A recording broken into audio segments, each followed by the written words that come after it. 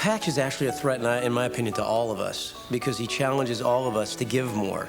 And I mean, we have a society that's built on me, you know, how can I be prettier or happier, more successful? What can I get? The bigger boat, the bigger house. So he's a threat to all of us because he's a radical revolutionary in terms of his way of thinking. He believes it's about giving and not getting. And I believe we've built a society far too much, and I'm, you know, guilty as charged, but it's more about getting than giving. So I can understand why anyone, whether it's a lawyer, a doctor, or a computer analyst, could be threatened by what Patch has to say. Because he says there's more magic in me giving something to you than in you buying or getting something to me. So I think it's very threatening, but I think that's superficial. I think it's also extraordinarily liberating, because I just think it's a better way to live. I didn't want a goofy doctor movie. There's no message, and I love the goofy part, but the world definitely needs images from the media that are positive and that have some encouragement to follow your dreams and some stimulation to help and to bring hope to our society. I'd like to leave. Hunter, we'll have to discuss this at your scheduled time. I'm leaving. And have you thought about what you'll do? I want to help people. Last night with Rudy, I connected to another human being. I want more of that. I want to learn about people. I want to help them with their troubles. That's what I do. But you suck at it. Patch's concerns about Hollywood types and about getting involved in an industry that was really about exploitation and about going to the lowest common denominator, if you will, were very real. My book came out, had a fabulous interview on NPR. My mug got on the front page of USA Today, and that week, Ron Howard called me and 5 or 6 producers. I come out, all this lineup, and I'm going, oh God, oh God, oh God, what's happening to me? I take up one offer, and I won't say who it was, but I actually was lining them up. I was going, okay, I need this hospital. The first one I come out for, it was everything that the player was all about, everything oily about the profession.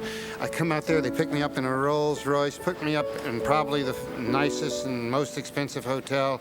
I mean, the seduction was working to the max. They take me over to the office, and there were 4 or 5 people. They all had the gold chains, and there wasn't a real human being in the room. I could just see they were just seeing dollar signs, and I wasn't a human. I was a product, like a candy bar or something. And I said, get me out of here. Get me out of here. This is not me. He called me and he said, I've got this book out and some people are beginning to express interest in it, people from your industry, and I don't know if I can trust them. And I know you. What do you think we try to do something together? I said, Mike, please help me. I need help, and I don't want to totally sell out. So he says, okay, I'll read the book and see what's possible. And he read it and says, I want to do the movie. We want to tell a story that has to do with the medical establishment and use the Patch Adams character as the individual, the protagonist in this story, and to show how the dehumanization has occurred, show how the desensitization has occurred, and show how one nonconformist can sort of turn things over. And he loved that idea. Certainly what I told Mike was, Mike, it has to build our hospital. How can we have a movie about our life and spend the huge sums that movies make and not have it build our hospital? We'll use humor to heal pain and suffering. Doctors and patients will work side by side as peers. There'll be no titles, no bosses. People will come from all over the world to fulfill their dream of helping other people. There'll be a community where joy is a way of life, where learning is the highest aim, where love is the ultimate goal, huh? You have all that? Yeah, not verbatim, but the overall insanity's intact. That's why you have to help me with this. Patch, no. Oh, yes. No. Yes. No. I know it's not going to be an easy road, but you said anything worth doing is difficult. Look, I'm not like you, Patch. I want the white coat. I want people to call me doctor more than anything. I want the recognition. And you get it every day in the eyes of patients you're helping. The studio thought that this was an interesting idea and knew that from their perspective it had to be what they called an A movie or no movie at all. They thought he was a quite extraordinary character, but not necessarily one that was going to sit well with an audience. So they knew that they were going to need to have big-time talent attached to it to be able to package this and sell it as a major motion picture. Well, the first time I actually heard of the name Patch Adams was when I was working on The Nutty Professor with Steve Odekirk. He was writing the movie Patch Adams. He took a break to work on The Nutty Professor with me. But I didn't hear about it again for about 2 years. And then when I finished Liar Liar, Universal sent me the script that had been sitting around for about a year. And a young executive named Kevin Misher sent me the script. And I read it the first day off from Liar Liar. And I laughed and I cried and I wanted to do it. He loved the script the way it was. And his only thought, from my understanding, was that if he could get Robin Williams to do it, he would do this in a second. Now, Tom is a big name at Universal, and they were delighted with the idea of Tom's doing it. It's kind of a transitional phase for him because it is a combination. It's got outrageous comedy, but it has very, it has elements of drama and sadness, and he wants to see if he can juggle that, and I think he can. I think he's got the chops for it. It had a step that I wanted to make in my career, which was doing a comedy that had a more reality-based tone and also had a more dramatic story. And I early, when I read the script, I thought it was a great idea for a film, but I only wanted to do it with one person, and that was Robin, because it just screamed Robin Williams to me. Robin read the script, talked to Tom, signed on immediately. Robin got it. Robin said, I understand this human being, and this is somebody I could play. You know, when we were originally talking, just in dream terms about casting, Robin's is the first name you come up with. Robin's the wrong age. The Patch was in his early 20s when he went to medical school, but who cares? If you get Robin Williams, who cares? I couldn't let Robin Williams have a microphone and be Robin Williams in the movie. He had to be Patch. He had to be struggling at times and forming this philosophy at times. He couldn't have all the answers, and he couldn't be quite as funny as Robin Williams is on stage, as we know, explosively funny. I'm not afraid in terms of comedy. I mean, the only danger sometimes with he and I is how far we will go. He'll let you go way, way out, I mean, he's had that tradition with other comedies. It's harder for me to trust the subtleties in this film, to pull him back, to say, okay, Robin, stop being funny. There was one point where I had to walk on stage and I felt like the death of comedy. I had to go on stage and say, I'm the man with the hook, the cane, and pull him off stage. That's hard because I just want to sit there and laugh like everybody else and enjoy it, but there's work to be done. The thing for him was why he's doing this movie is to see what he could do with the drama and also the other side of it, the more serious scenes. He's trying to push the perception of himself that way. For me, what was important about the movie is that it had ideas of humor as a context to help prevent burnout in serving others. That not joke for joke's sake, but the creating an air and an atmosphere of levity and humor so that working hard to help make the world a better place is fun to do and not a sacrifice for your life, but in fact a jubilant thrill to help others.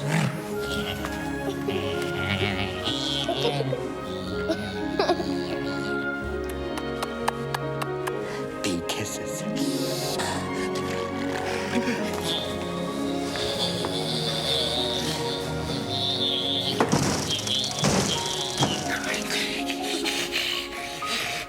The choice to have Make-A-Wish children in the movie, people say, how can you do this? Because they're the real thing. Because they have a power and a dignity and a kind of there's such a grace that they have. I wanted to see that on film. The crew was all aware of what was going on. The kids themselves were aware of what was going on. The cast was aware of what was going on. And in moments like that, when joy is created, spontaneous joy is created, I believe that healing happens. There's a power in they had a joy in performing and being in the movie, the excitement of being in it. And their parents seem to say that really lifted their spirits, which is what Patch is all about. The clowning and connection and music and art and all these other things that normally aren't associated with medicine can have great healing effect.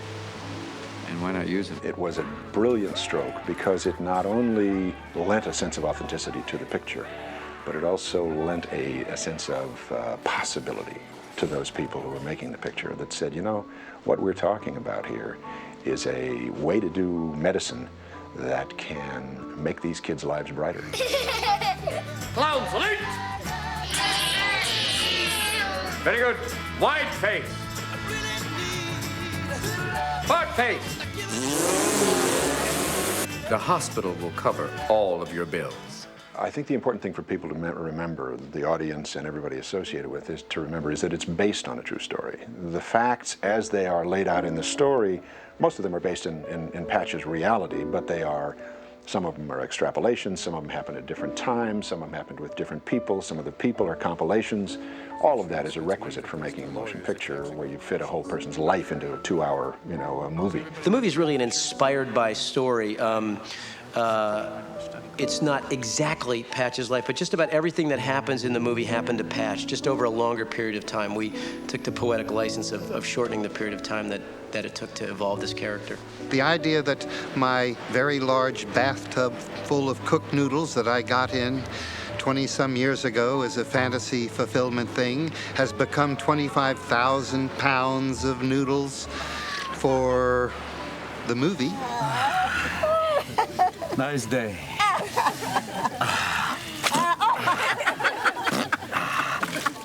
It's a very bizarre kind of sensual thing. Patch is very much about that, as much as he's a doctor, he's also very much a kind of a sensualist. He's like, try this. It's the 60s too. It was like, why not? It is a bizarre thing to be, sitting in a big pool of noodles going, this is surreal.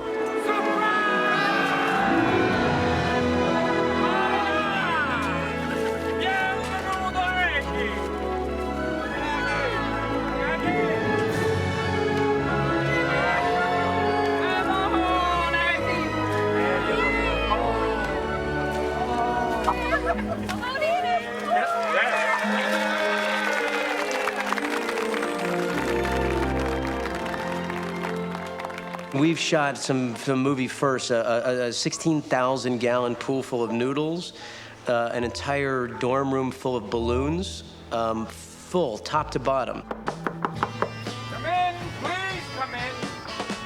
The rain is falling through the mist of sorrow. Welcome. It was so much fun. It was like one of the funnest days of shooting, for sure. But it was very difficult because the camera, and it was a steady cam shot. And when Robin was reading the poem to me, the balloons just kept coming in. And at first it was really funny, but then as time went on, it was like, get out of here. But that was fun. Outside of the room, we were hating the day. It's hard to direct. You can't get in touch with your actors. You're outside this room full of balloons. Inside the room, there literally was an electrical charge. There was an electricity, and I mean that physically and intangibly, but there was an energy in that room. If you ever, someday, try it. It's take you a long time. A lot of hot air has to go into it, but Patch has done it about 30 times for parties, for friends, or for different occasions, and it's really fun. It's an experience. If one person moves in one corner of the room, the other person in the other corner can feel it because it's obviously, it's connected. It's a connected sort of energy that's created. Stop laughing! Truman, I see you! State your name, who the hell are you? Who are you? Oh, damn it! I hurt my ankle! Somebody get somebody, please! The context actually that I was looking for was happy, funny, loving, cooperative, and creative. That those were the requirements of my staff. That those 5 qualities, if I knew that you entered an environment, an architecture that had those 5 qualities, that great medicine would happen whether you were cured or not. There's too many things that we can't explain yet, too many things we can't quantify, put numbers on. And because I think we're dealing with human beings, and we are, we are physical, but we also have spirit. We like to laugh. We enjoy joy, and those things help to heal us. So if you're just trying to quantify it and say, take 2 aspirin and call me in the morning, I don't think you've probably dug deep enough. That's why from the very beginning we integrated medicine with performing arts and crafts and agriculture and nature, education, recreation, social service, as again, context for doing medicine. It's very cleanly about a man who discovered that laughter is often the best medicine.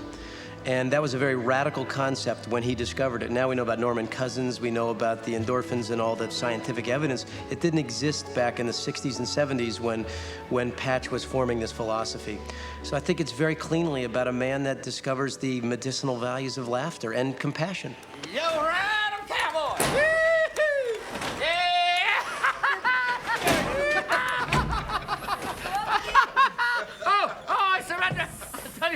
to know. Do you want to tell me what it is you think you're doing?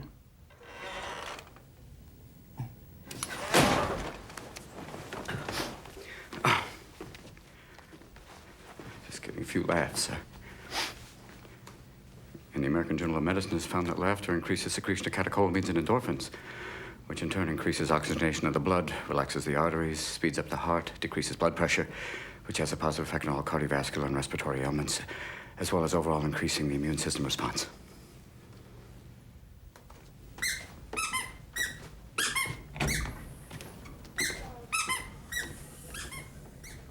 Smart clown, huh?